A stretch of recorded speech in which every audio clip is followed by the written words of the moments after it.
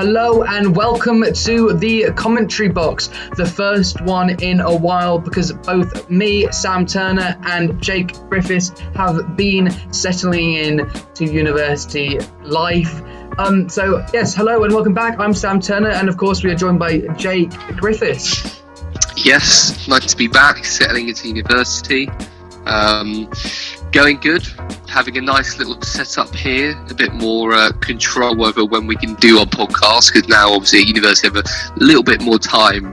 Just really looking forward to cracking on with it, to be honest. Exactly, and we don't have to wait for other things like going around us in the house, so we'll have a lot more time to just kind of focus on this. Of course, we still have to do our washing now, our cooking, and we have to not be hangover. So much effort. Podcast. But other than that, it's great to be back, and it's great to be at university. Both me and Jake are settling in well, so hopefully we'll be fairly consistent with these podcasts. I hope you haven't had to wait too long for this. I know it's only been about a month, but yes, it's good to be back. This week we are going to be talking about Man United, the elephant in the room as well, Jose Mourinho. He's a bit of a favourite topic on our show at the moment. And then we'll be moving on to England and the new call-ups for the England squad after injury to some of key players. And also we'll be ending with a Mike Ashley dinner that happened a few nights ago, where Mike Ashley took out his Newcastle players and Benitez for dinner in a to improve Newcastle's form, I guess, or improve teamwork. But yes, with no further ado, I will actually just say quickly, I will have to go in about 8 minutes because I've got washing in the dryer, but a smooth transition for you, but about 3 or 4 minutes for me and Jake. But yes, let's talk about Man United. What's going on, Jake? Who knows? A lot of things. We always have this with, it's always United, it's always Mourinho, Pogba pops up here and there, and it's just a combination of all the three lately, Sam. You've got so many things going on. Obviously, United in very poor form this season. I can't remember the statistic. I remember seeing one online that Man United have one of the worst records of something this season, possibly one of their worst starts ever that they've had. It's almost the same, really, because we've seen it a lot lately when United go through these phases of sort of poor form, and it's with Mourinho speaking out about it, and he does say a bit of nonsense every now and again. Sometimes it's very intelligent the way he diverts things away from the actual problem that's going on, whether they're blaming referees or, in this case, some of his players. But sometimes you see things working as well. So we look at Luke Shaw, who sort of come back into the side a little bit more, actually playing sort of all right. Got a lot of criticism from Mourinho at first, and then after the criticism, better performance from Shaw, and now he's done well, and you could say that's sort of a good sort of psychological tactic from Mourinho to do it, so it's worked well. But then we've also got the big incident going on right now, which is between him and Pogba. I don't know if you saw the video, Sam, of them two in training where they sort of conflicted a bit. Did you see that? Yeah, I have seen that kind of incidents with Pogba. I think basically what happened, I think Pogba shared a video or something that was like slating Mourinho, but Mourinho got the wrong end of the stick of it somehow. Yeah. He's having a go at him for that. And of course, he's actually taken Pogba's vice captaincy away from him. So there's a lot of kind of friction, let's say, between him and Mourinho, which is odd, really. But they are two kind of big individuals with probably very big kind of egos as such. So, of course, they're going to clash. But you were saying about Mourinho kind of deflecting things in his press conferences. But I don't know if that's the real Mourinho. Of course, he's always been famous for deflecting things, but in the past, he's done it in a really intelligent way that he would almost feel that he wasn't deflecting, if that makes any sense. But at the moment, it feels like he's just panicking and he's just kind of splurging out any old stuff to move away from stuff, which is not great. And the amount of times he's walked out of press conferences, I mean, yes, the media are being a bit kind of hassling him, but he's not handling it well at all from my point of view. Yeah, no, I agree with that, because that's a good point to raise, actually. Sort of, if Mourinho's deflecting tactic is working, you wouldn't pick it up with deflecting because you'd see something else as the issue. So obviously that is not working as well as he wanted. There's so many things going on with him right now. Obviously, I quite find with a lot of players, and sort of sometimes generally outside of football as well, if something happens online or something like that, and someone who may not be as up to date with social media and technology, such as Mourinho, sort of getting a bit old now, or older anyway than Pogba is. Sometimes there's a bit of a confusion of sort of the intent behind things. You know, what was he really saying? Why did he do it? You know, Mourinho is looking at it and thinking, oh, Pogba's been talking about all this and that, sharing it online. Oh, that's really bad. But then because he's just a little bit out of touch compared to Pogba, who's online constantly in social media, it's sort of a conflicting view, and it's hard to split them apart, as sort of in Mourinho's eyes anyway. But like loads of things as well. I saw another thing where I don't know if you saw this quite recently. Antonio Valencia, the sort of right back for Manchester United, he liked a post on Instagram, and this post was about Jose Mourinho sort of being under a lot of pressure, or something about him getting sacked. Yeah, I did see that. I did see that.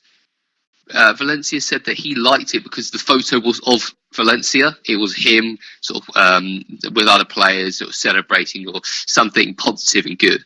And Valencia just said, you know, he saw the image, liked the image, enjoyed it, saw himself there, but didn't actually read the post, which I'm not sure if that's hard to believe or not, because surely most people read posts when they look at the image. I don't know. I think that's diving into it a bit too much, but you know, it's just a lot of things going on, and it's just more pressure to be putting on his plate. You know, with so many different situations going along now, and they're always in continuously poor form.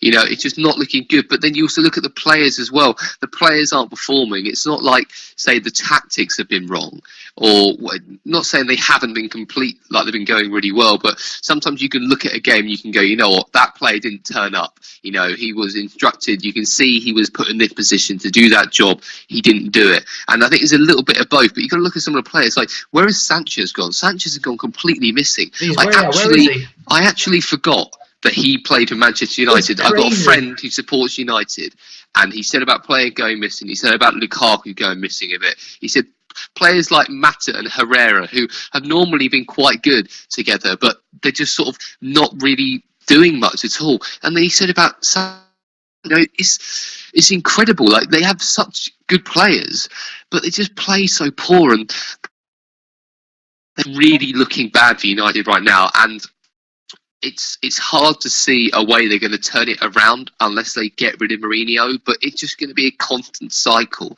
since Ferguson's not doing too great, getting sacked a couple of years after. So it's so much money they're spending as well. It just is. I think, you know, this Manchester United that everybody knows and knows is the big team, is that not just Ferguson's United? Like, that was him being a great manager with a great team, and he did so well. And now we're just sort of shifting back in time a bit, pre-Ferguson era, or just at least without him. Like, now they've got a good setup and a good backing, but it's just lacking, and it's really going poorly. And I'm not sure. Can you see a way that United can sort of turn this around and start improving performances under Mourinho still, Sam? Well, I'm just going to go get my washing quickly, but I'll answer that question in about 3 minutes. Sure. Right, I'll be right back. So I'm back from getting my washing out the dryer, and it's actually dried this time, because sometimes it actually doesn't even dry them. And I actually got 5p from the journey as well, which is not too bad. But yes, Jake, I don't know, really. It's a hard question, that. I mean, stern words saying that maybe Man United can't continue without Mourinho, but it might be the harsh reality, because, of course, Mourinho is one of the best managers in the world of his generation. But if he's not doing well, he's not doing well, and why wouldn't he be sacked? And we can't be giving him the benefit of the doubt in this case, because he's had a few years, and this is a really poor season. It was an okay season last season, and it looks like he's just lost the dressing room. I know some players are saying, oh, it's a really good togetherness and we're all around Mourinho, but then there's other players that you see on the pitch and you think, are they really liking Mourinho and his tactics and his style of kind of management, and I think because you're seeing conflicted messages, it's normally the bad that is the real thing, if that makes any sense. Yeah. I would love to see Mourinho win stuff with Mourinho, like the Premier League again. I mean, I know he won the treble. Sorry.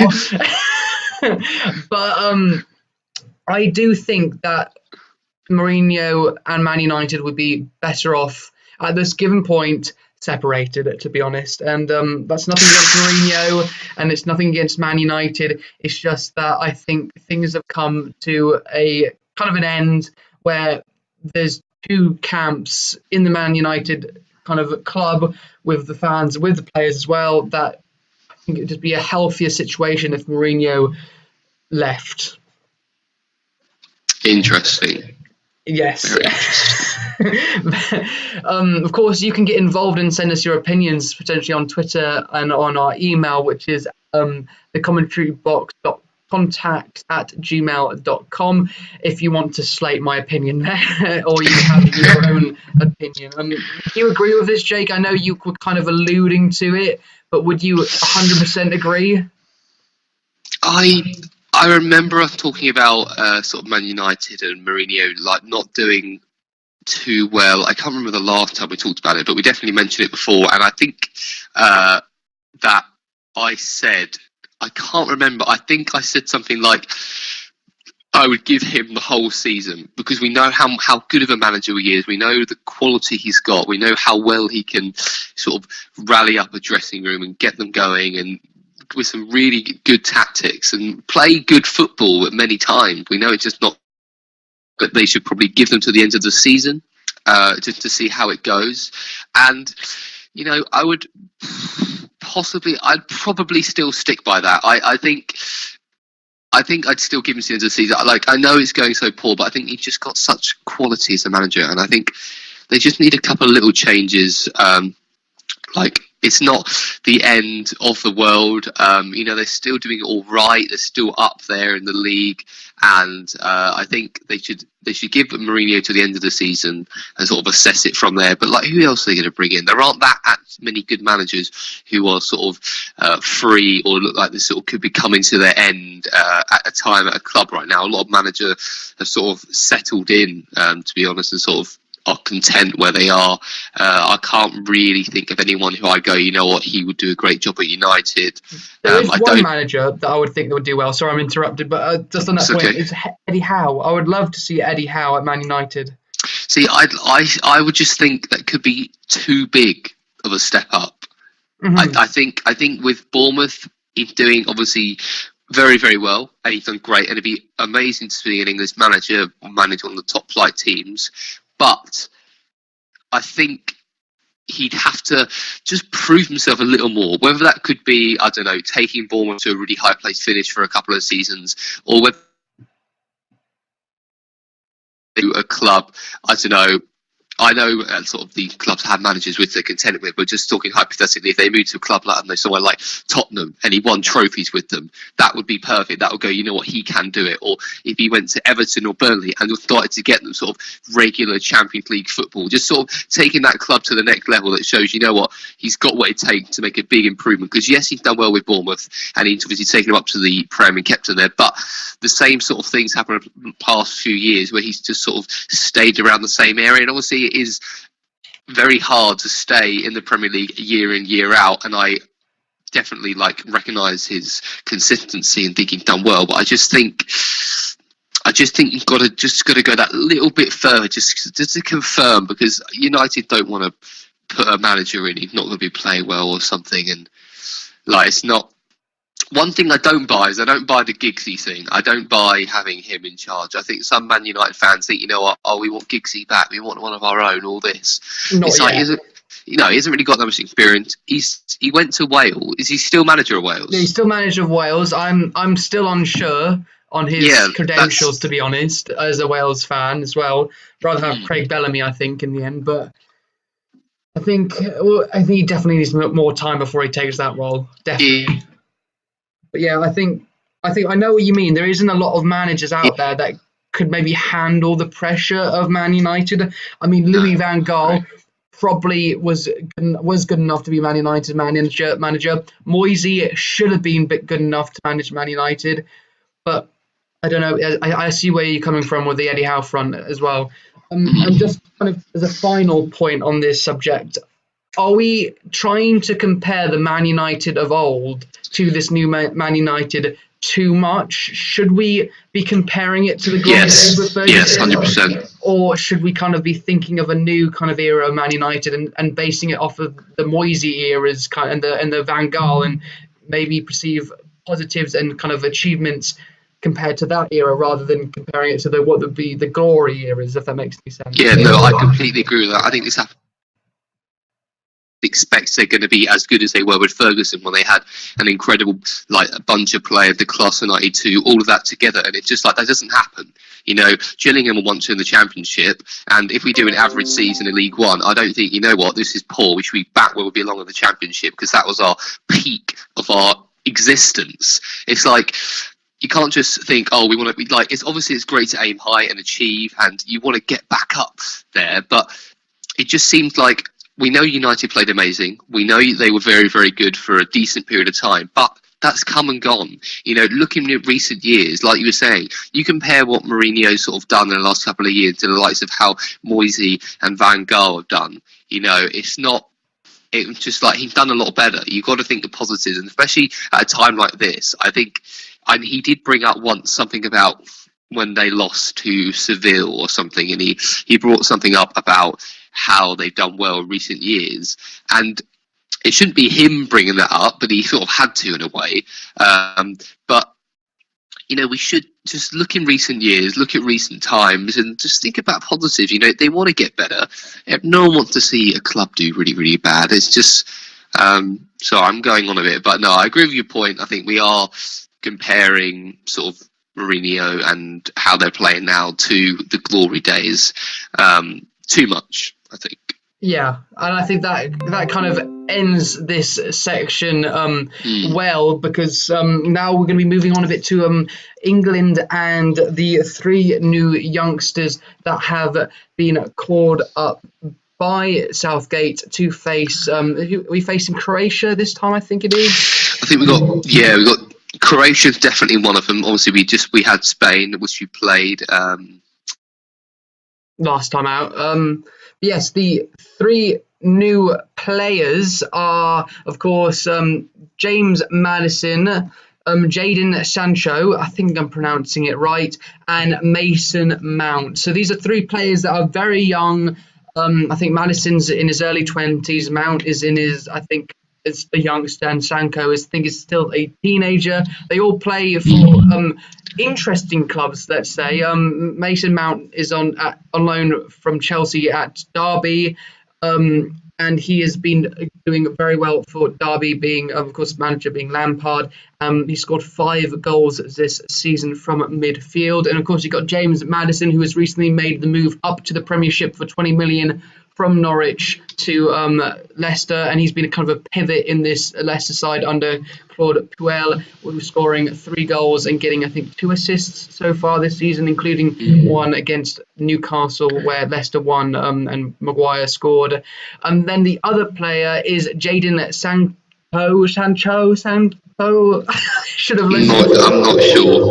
Well, he is a youngster playing for Borussia Dortmund, and he has made a scintillating start to his Champions League campaign with Dortmund, getting a lot of assists and really kind of making a difference for this Dortmund side. So it's really exciting to see 3 new youngsters in the team, and I just want to know your opinion on these 3 players. If you have one, maybe on like James Maddison, just let me know if you think this is a encouraging time for England.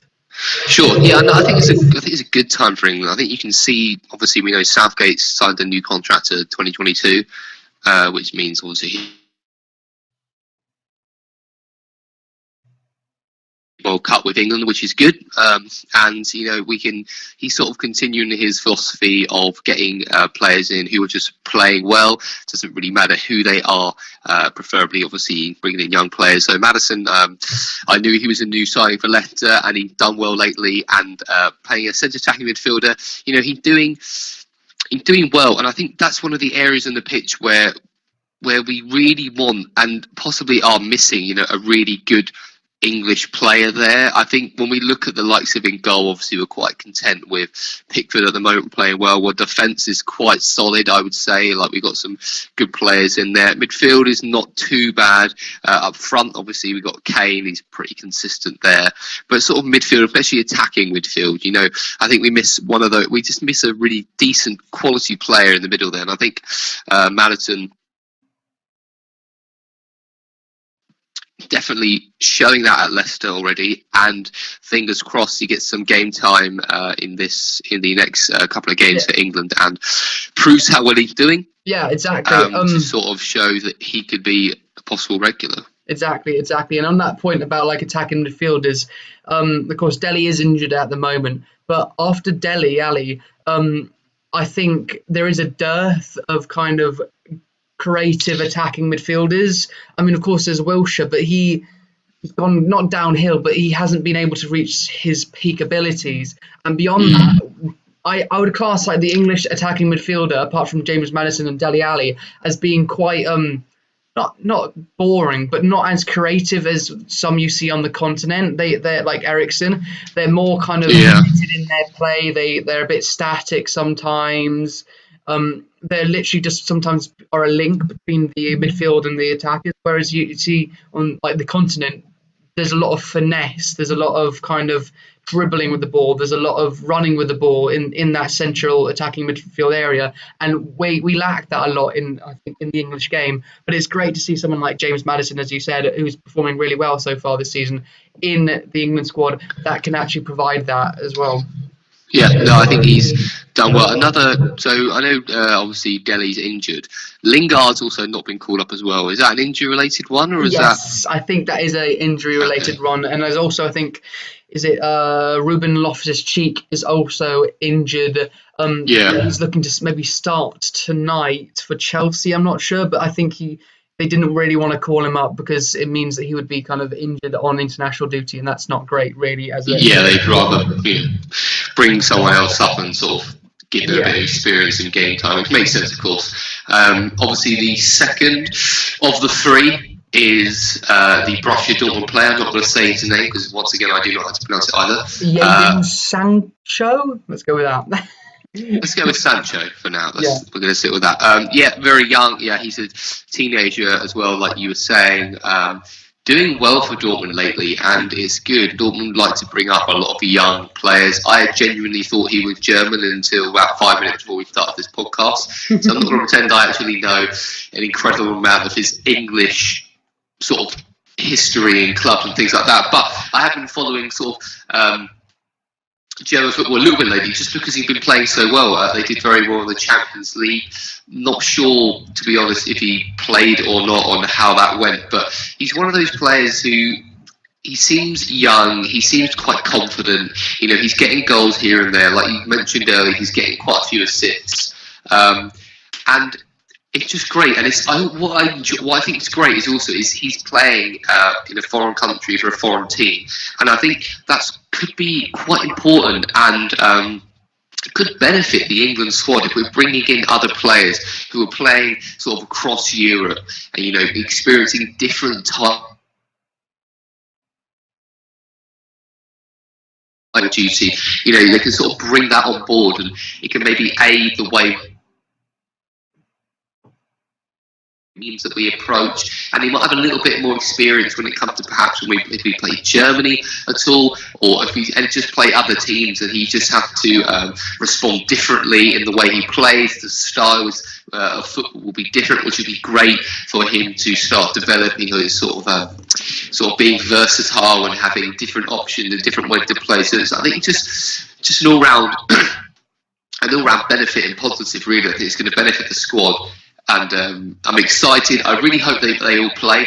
But yeah, I think there's a benefit, especially from a a foreign team. Do you see what I mean there about sort of having a foreign team, a different style of play? Yeah, I definitely do, because there's I'm going to say the word dearth of players, English players and UK players going to play abroad, which is really, really kind of annoying, because I really like to follow football on the continent. I love watching Italian football. I love French football. Don't watch too much German or Spanish football, but I keep an interest because I listen to a podcast called On the Continent. And you could go check that out. It's a very good podcast.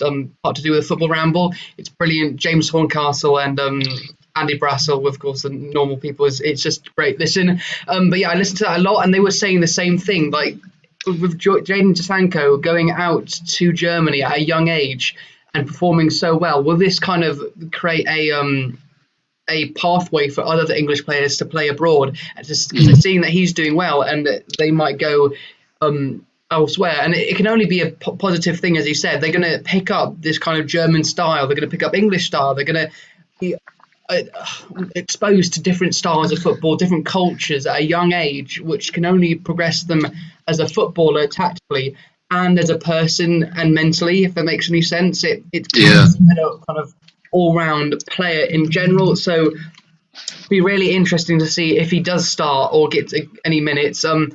I would kind of consider him to be like a bit of like a Raheem Sterling, but kind of a bit more of a flair player rather than just the pace, if that makes any sense. Because for me, Sterling can just be the pace sometimes, because when it comes to his final ball, it's not great. But it's really interesting to see. As for Mason Mount, to be honest, I haven't been following Derby and Mason Mount that much, really. I mean, of course, I should be following the Championship a lot, with, of course, Swansea being in the Championship at the moment. But with university and stuff, I kind of have only been keeping one eye on the Championship and just basically looking at Swansea's results at the table. I've heard that he's doing really good things with Derby, of course, scoring 5 goals. Which are going to be good things in the Championship. But I think we were talking about this last week, maybe not last week, but the last time, about Championship players not being called up. Well, yeah, it's wrong here, and there is a Championship player in the squad, which I think is another bit of a trend setter there. It is slightly concerning that we have to go to the Championship to get our England players. But it's like 50% of me thinking, well, why aren't they in the Premier League? That's a bad sign that there's not enough English players in the Premier League. But then again, 50% of me saying, well, the Championship is actually a very good quality of football. And it's kind of a mixture between that. Yes, it's interesting to see those 3 players play. Elsewhere in the England team, there is 2 other uncapped players who have been called up before, and that is Bettinelli, the Fulham goalkeeper. He might get a game this time round, and Nathaniel Chabala, of course, a Watford player who performed very well last season and is doing okay this season. So it'd be interesting to see how England do in this new Nations League. Of course, Croatia had a bad start, losing 6-0 to Spain. So yeah, so I think England will be safely not relegated, depending on, of course, there's still many games to play.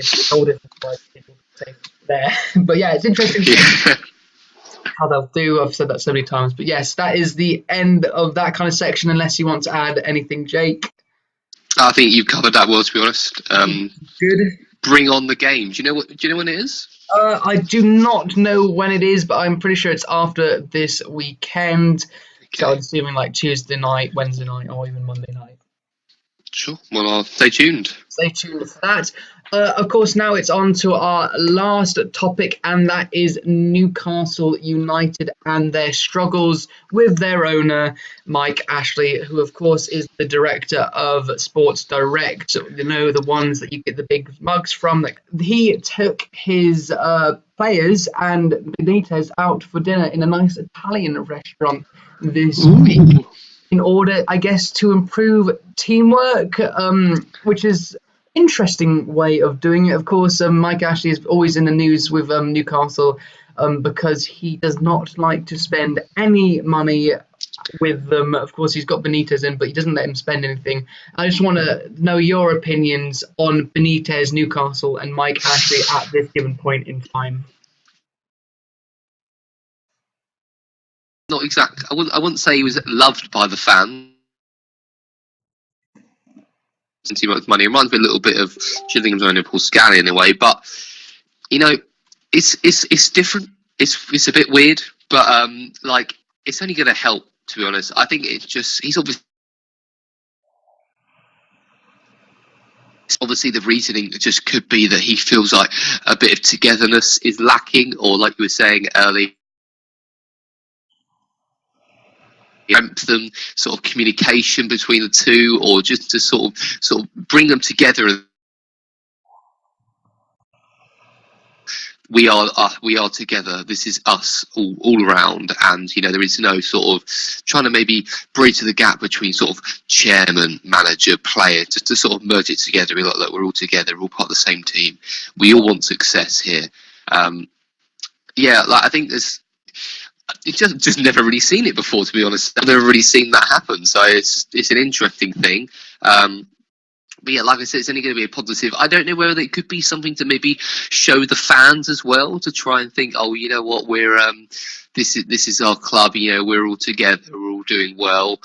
Maybe in an attempt to make the fans perhaps like them a little bit more.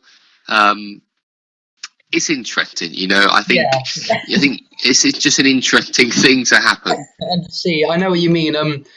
I think with Mike Ashley, it's going to take a lot for him to not only probably repair his relationships with the players and the manager in Benitez, but it's going to take a lot to repair the fans of Newcastle United, who have had to not suffer, but kind of have had to watch lots of good players leave Newcastle and not many good players come in over the last 10 years. Like even under Pardew, when they were playing well, things fizzled out because lack of investment or poor investment. So yeah. If I was a Newcastle fan, I'd be thinking it's a load of BS, to be honest. But I do think Newcastle will still stay up this year. I mean, they're only on 2 points at the moment, but with Benitez in charge, I think anything is possible, to be honest. I still think they should have bought few more players in the transfer window. But of course, Mike Ashley wasn't having it. So I think he shot himself in the foot with the transfers. But he's obviously trying to mend it, but I really don't think that's helping at all. Yeah, no, and a bit like, you know, because they sold Mitrovic, didn't they? They sold him to Fulham. Yeah, he'd been performing very well for Fulham in the Championship on loan. Lucky enough to go see him in the playoff final. And now he's going to probably be competing for the Golden Boot if he continues scoring. And it's just amazing how they let him go. I know, that's what I'm going to say. I really don't understand it. Like, do you know how much money he went for? Was it a good price for him? 15 million, I reckon. Under 20 million, basically. See, that's not great. That's not a lot of money we could make. Like, that sort of money is sort of when you sort of think, you know what, I'm just going to keep the player. You know, it's not an amazing amount of money. Like, it could be his worth, yeah, but like, he's playing well for the club. He's got a bit of grit, a bit of passion about him, and he gets involved, like a nuisance for the defender to handle. And you know, Newcastle, their fans, you know, they're quite, you know, tough and up north and things like that. And I think they quite liked him. I think they had quite a good relationship between the two. Yeah. And they got such a big fan base as well. In general, talking about the club, you know, they got a lot of potential. But like you were saying, like they got a really good manager now. Not the best backing and investment by the chairman. Some half decent players, and they get half decent players every now and again. Like, I think the word it fizzles out, like you were saying earlier, is a good way to describe it, because every now and again they have some really good form, and it's almost by no fault of their own that it just sort of happens. You know, something will just happen to the club, whether it's Mike Ashley or losing or not buying a player and just not going quite well. But you know, they've got a lot of potential, and I do agree with you saying they will stay up, of course. It'd be interesting to see if they maybe get, you know, taken out for a pizza next week or something else, just to mix it up. Chinese takeaway around his place. Yep, could be. All on Ashley, but you know, it's different. Watch out for the Twitter polls on that, then. Yes, it's different, but I just think it would just nice to see them do well. You know, I think they're a good club. They don't have to worry about Sunderland anymore, sort of playing them, because obviously Gillingham are playing them, same league as Sunderland. Makes it sound good. Not when you find out it's League One, but oh well. Yeah, no, it's. I just think Newcastle need a manager chairman who is going to really put a lot of effort in. I think you could say that for a fair few clubs in the league, but it's just so much better. And I understand. Have a chairman who doesn't really invest, doesn't really put any money in, aren't that bothered. They're just in it for the money, and I understand that. I get it. Like, you're a businessman; they're there to make money at the end of the day. But when it comes to sort of just taking a little risk to sort of improve the club a bit, and sort of taking consideration that without fans and people watching your team, you won't make any money. Really, so that's where they get their main sort of income from. But spend money to make money sometimes. Exactly, and I think sometimes chairmen don't always think about that when it comes to it, and they're not always so aware. But oh well. Mike Ashley. You're not going to change him. But yes, that kind of brings that kind of section to an end and our podcast to an end. Of course, look out for our polls on Twitter, which might be about which cuisine Mike Ashley will be taking his team to next week, or might be about other things. You can follow us on Twitter, that is on @BoxCommentary, or you can follow us on Instagram, which is also @BoxCommentary. You can check us out on Spreaker and iTunes, as well as our YouTube. If you're watching on YouTube or iTunes, you can check us out on multiple channels. You can email us. I've said this earlier on, but just to reiterate, it is thecommentary.box.contact@gmail.com. So you can just drop us an email, any questions you have, we can answer it on the show. Exactly. I hope you've enjoyed. We certainly have enjoyed. It's great to be back. And it's going to be a goodbye from me and a goodbye from myself. Been good. Yes, so we'll see you next week, where hopefully a few of our other podcasts will be up and running again. But yes, thank you for tuning in. Enjoy your footballing weekend and see ya. Goodbye.